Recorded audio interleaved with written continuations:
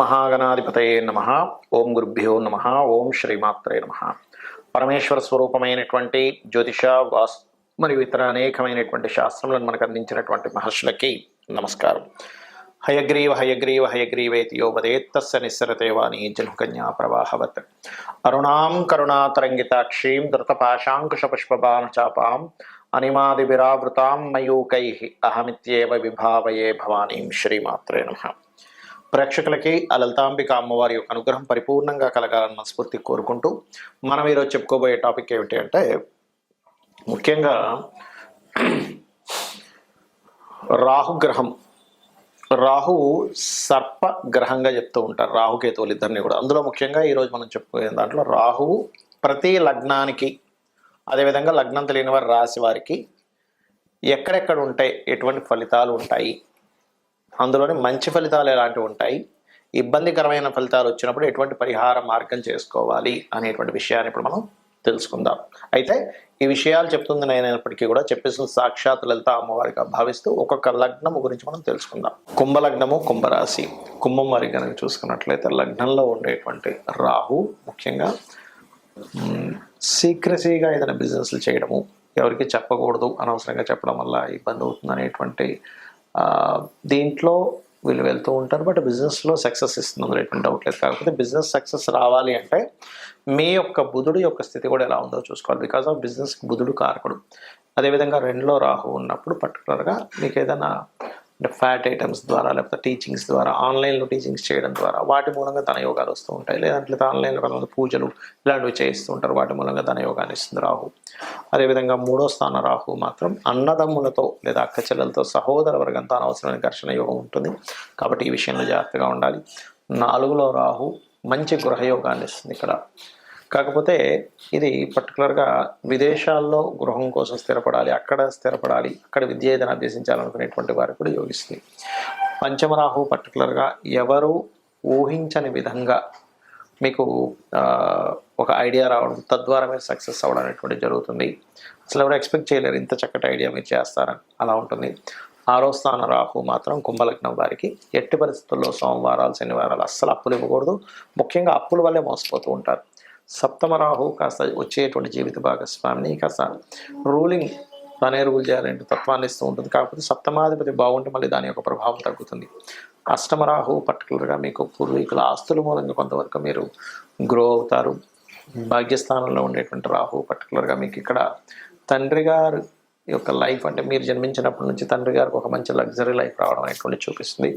దశమంలో కనుక రాహు ఉన్నట్లయితే ఉద్యోగ సంబంధించినటువంటి విషయంలో సడన్ చేంజెస్ మీకు జరుగుతుంటాయి, లేదా మీ అంతటి మీరే సడన్గా మారడం కూడా ఇస్తూ ఉంటుంది. కాబట్టి ఈ యొక్క విషయాలు చాలా జాగ్రత్తగా ఉండాలి. ఒకవేళ దశమ స్థానంలో రాహు ఉన్నట్లయితే ఓం మాణిక్య మకుటాకార జానుద్వయ విరాజితాయే నమః నామం చేసుకోవడం మంచిది, లేదా దుర్గానామాన్ని చేసుకోవడం సడన్ చేంజెస్ రాకుండా ఉంటాయి. అదేవిధంగా దుర్గా సుబ్రహ్మణ్య స్వామి ఇద్దరి ఆరాధన కూడా ఇబ్బంది లేకుండా ఇస్తుంది. దశమ స్థానంలో ఆ రాహు అక్కడ సర్పదోషాన్ని ఇస్తున్నాడు. కాబట్టి ఇక లాభరాహు పర్టికులర్గా మీరు టీచింగ్, ట్రైనింగ్, కన్సల్టెన్సీస్ లేనట్లయితే anything accounting related, chartered accounting related సంబంధించినవి, లేనట్లయితే ఈ ట్యాక్సేషన్ రిలేటెడ్ సంబంధించినవి ఆన్లైన్లో మీరు అభివృద్ధి చెందుతారు అట్లాంటి బిజినెస్లోకి వెళ్ళి.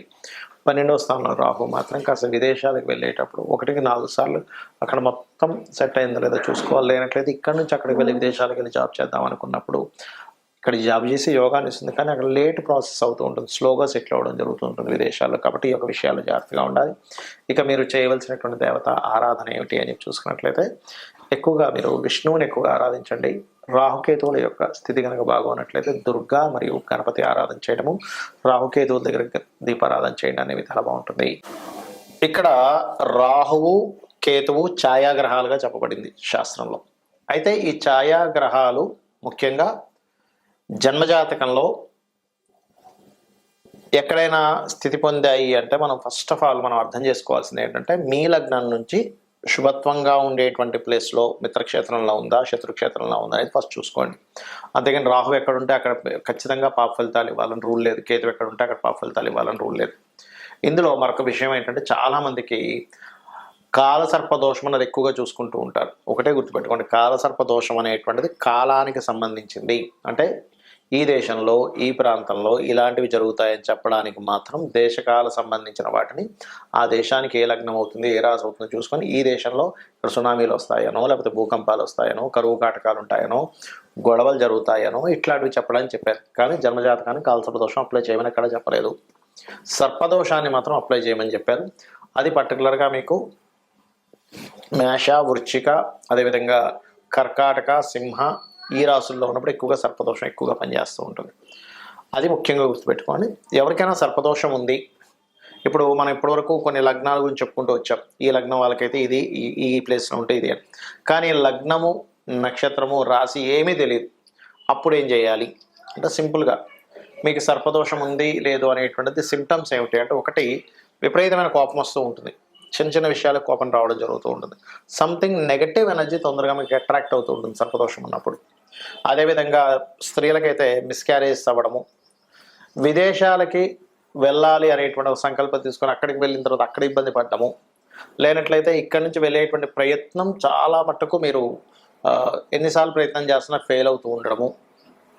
అదేవిధంగా అదే సర్పదోషం కనుక కొన్ని అంటే మీకు మనం ఇప్పుడు జాతక చక్రం లేదని మాట్లాడుకుంటున్నాం కాబట్టి సప్తమ స్థానం మీద పడితే కనుక ఒక్కొక్కసారి వారికి వివాహ జీవితంలోనే ఇబ్బందులు కలగడం లాంటివి జరుగుతూ ఉంటాయి. కాబట్టి మీరు దీనికి ఏం చేయాలంటే చాలా సింపుల్గా ఎవరికైనా సరే జాతకం తెలిసినా తెలియకపోయినా సర్పదోషం ఉందంటే దాని నివారణ మార్గం ఒకటి కాళహస్తికి వెళ్ళడం, ఆ ఈశ్వరానుగ్రహం రాహుకేతువులు పూజితో పాటు ముఖ్యంగా అక్కడ ఈశ్వరానుగ్రహం కలగడం వల్ల కాళహస్తికి వెళ్ళిన వాళ్ళకి శుభం కలుగుతుంది, గుర్తుపెట్టుకోండి. రెండవది నవగ్రహాలలో ఛాయాగ్రహాలైనటువంటి రాహుకేతు గ్రహాల దగ్గర దీపారాధన చేయడము. మీకు దగ్గరలో రావి చెట్టు ఉన్నట్లయితే రావి చెట్టు కిందని మనకి సర్ప ప్రతిష్ఠ చేసి ఉంటాయి కొన్ని, అక్కడికి వెళ్ళి చక్కగా ఒక చెంబు నీళ్ళల్లో పసుపు కుంకుమ గంధం వేసి కలిపి వాటి చుట్టూ ప్రదక్షిణాలు 3 కావచ్చు, లేనట్లయితే 11 కావచ్చు, 21 కావచ్చు, 41 కావచ్చు ప్రదక్షిణాలు చేసి వాటి మీద ఆ సర్పముల మీద వేయడము. అదేవిధంగా సర్ప సూక్త పారాయణము వినడం కానీ చేయడం కానీ చేయాలి.